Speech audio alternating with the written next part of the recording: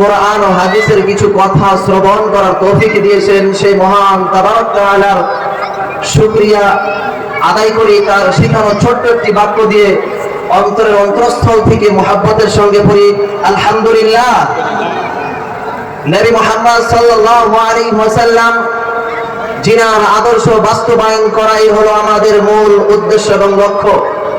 তিনার উপর শত শত শান্তির ধারা বর্ষিত হোক। সকলেই হৃদয়ের গভীর থেকে মুহাব্বতের সঙ্গে পড়ি আল্লাহুম্মা সাল্লি আলাইহি আল্লাহুম্মা বারিক আলাইহি। সময় সংক্ষিপ্ত, সম্মুখে জানুয়ারি মাস, যা মুশরিকদের একটি নীতি হলো জানুয়ারিকে উৎসবে পরিণত করা। সেই কালচার এবং নীতি আমাদের মুসলিমদের সমাজে সমাজে ঘরে ঘরে ঢুকে গিয়েছে। এটি নিয়ে দুই চারটি কথা বলবো ইনশাআল্লাহুল আজিজ। আসুন জানুয়ারি এই শব্দটা কোথায় থেকে আসলো এটা নিয়ে একটু ব্যাখ্যা বিশ্লেষণ করি। জানুয়ারি শব্দটা এসেছে মুশরিকদের একটি দেবতা রয়েছে যার নাম হলো জানুস, JANUS, জানুস। যদি গুগলে সার্চ করেন, আপনাদের এখানে সবারই মোবাইল আছে, মোবাইলে সার্চ করেন জানুস, একটি দেবতা আসবে যার দুটো মাথা রয়েছে, একটা সম্মুখে একটি পিছনে, দুটো মাথা রয়েছে। জানুস দেবতা, এখনই প্রমাণ করতে পারবেন, এখনই সার্চ করেন, দুটো মাথা রয়েছে। রোমান মুশরিকেরা এই দেবতাটাকে তারা তাদের তাকদীরের মালিক হিসেবে মানত। আর রোমান মুশরিকেরা এই জানুয়ারি মাসের প্রথম দিন রাত 12টার আগে এই জানুস দেবতার পিছনের মাথার দিকে এসে তারা হাত উত্তোলন করে বলতো, হে জানুস দেবতা, পূর্বের 1 বছর তুমি যা খিলিয়েছো, তুমি যা পান করিয়েছো, তুমি যা পরিয়েছো, তুমি আমাদেরকে ভালো রেখেছো। একমাত্র তোমার দয়া এবং তোমার কৃপতায় আমরা ভালো ছিলাম, তোমার দয়ায় আমরা ভালো ছিলাম। এটা হলো রোমানদের আকীদা, বিশ্বাস, রোমান মুশরিকদের আকীদা এবং বিশ্বাস।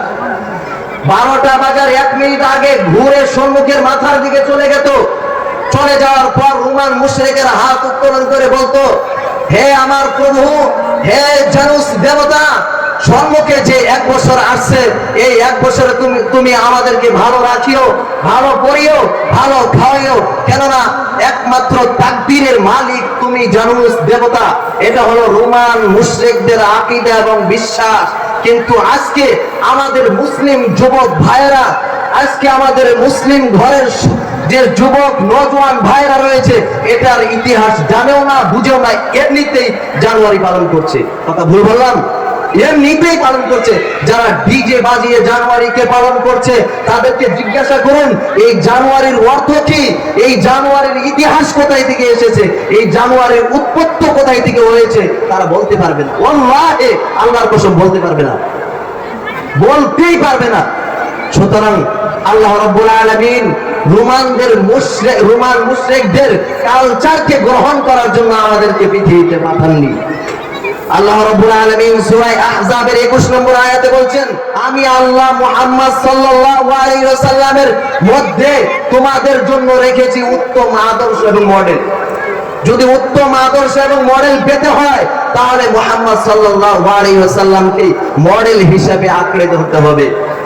আর যদি আমরা রোমান মুশরিকদের আকীদাকে, তাদের কালচারকে ফলো করি, তাহলে শুনে নিন, সুনানে আবু দাউদের হাদিস, আল্লাহ রাসূল সাল্লাল্লাহু আলাইহি ওয়াসাল্লাম বলেছেন, মান তাশাব্বাহা বিকওমিন ফাহুয়া মিনহুম।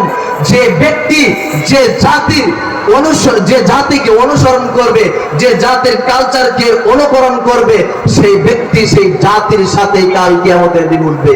কথাটা ভালো করে শুনে নিন, যে ব্যক্তি যে জাতির কালচারকে গ্রহণ করবে, সেই ব্যক্তি কাল কিয়ামতের দিন, কাল কিয়ামতের কাঠগড়ায় সেই জাতির সাথে উঠবে।